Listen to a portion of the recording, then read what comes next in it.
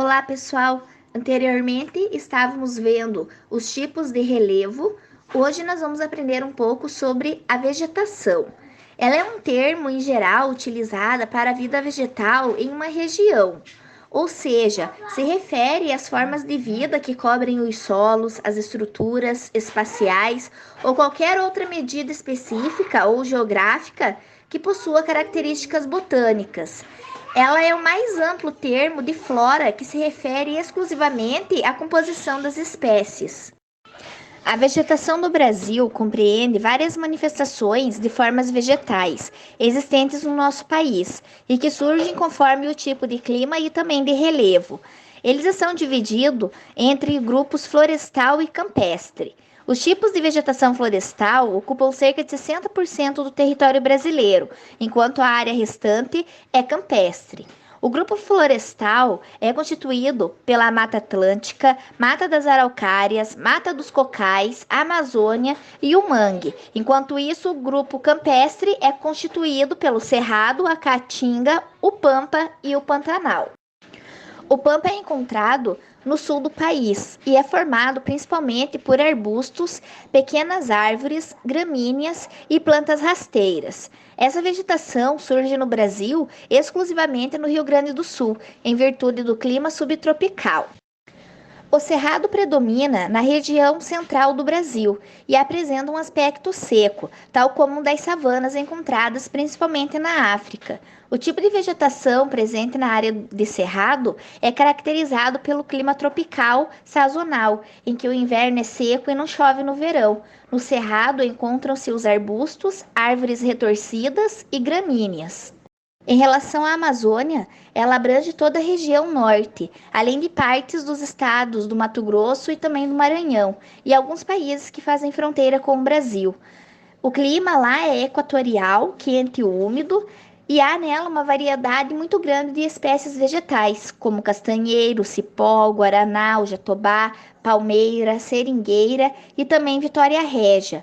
A floresta amazônica é a vegetação brasileira mais atingida pelo desmatamento, juntamente com a questão da extinção dos animais. Temos também a Mata dos Cocais, que se localiza entre os estados do Maranhão, Piauí e Tocantins. Surge em climas equatorial úmido e equatorial semiárido, e lá estão os babaçus, as árvores típicas desse local e outras árvores de grande porte, tais como o açaí, o buriti e também a carnaúba, tudo seguindo esse estilo de palmeira. A Mata das Araucárias, localizada na nossa região sul do Brasil, abrange também partes do estado de São Paulo, e o clima é subtropical. Nessa região surgem várias espécies vegetais com predominância do pinheiro, que é uma árvore alta que mede mais de 30 metros, que acaba resultando na formação de uma floresta bastante densa. Seguindo as vegetações litorâneas e de encostas de rios, nós temos o mangue, que é constituído por vegetais halófilos, aos quais compreendem arbustos e plantas, que apresentam um tronco fino e raízes aéreas, que se trata de um tipo de vegetação litorânea que surge em regiões alagadiças e onde o clima é tropical e subtropical.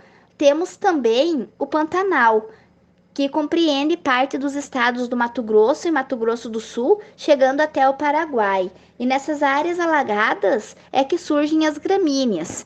Enquanto os arbustos e palmeiras crescem nas áreas onde o alagamento acontece de forma ocasional, há espécies da floresta tropical que, por sua vez, que crescem nas áreas onde não há alagamentos. Em contrapartida, nós também temos a caatinga, que ocupa o sertão nordestino, onde o clima é semiárido e chove pouco.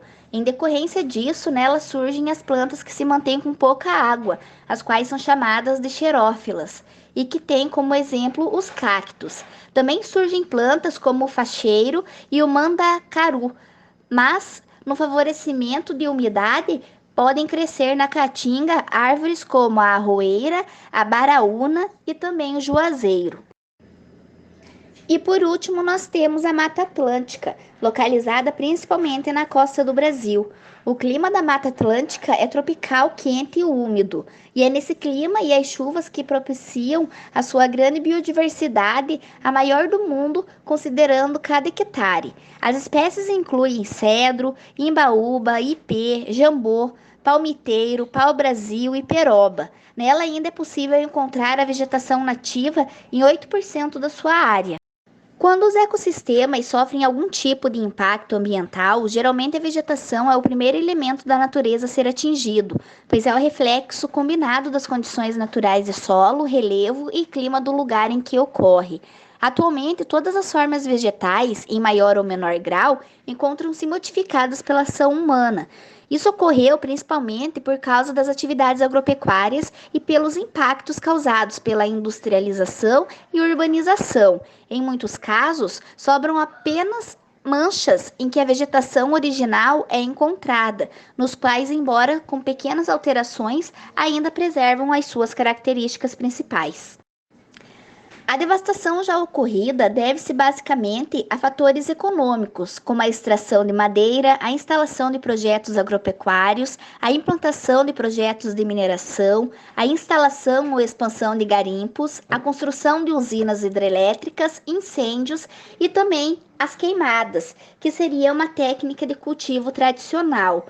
Em relação às consequências socioambientais e à interferência humana, nós temos o aumento do processo erosivo, o que leva a um empodrecimento do solo, o assorreamento dos rios e lagos, que resulta do aumento da sedimentação que provoca enchentes, rebaixamento do aquífero, causada por menor infiltração de água das chuvas no subsolo, a diminuição dos índices pluviométricos em consequência do fim da transpiração das plantas, a elevação das temperaturas locais e regionais como consequência da maior irradiação de calor para a atmosfera a partir do solo exposto e, por último, o agravamento do processo de desertificação.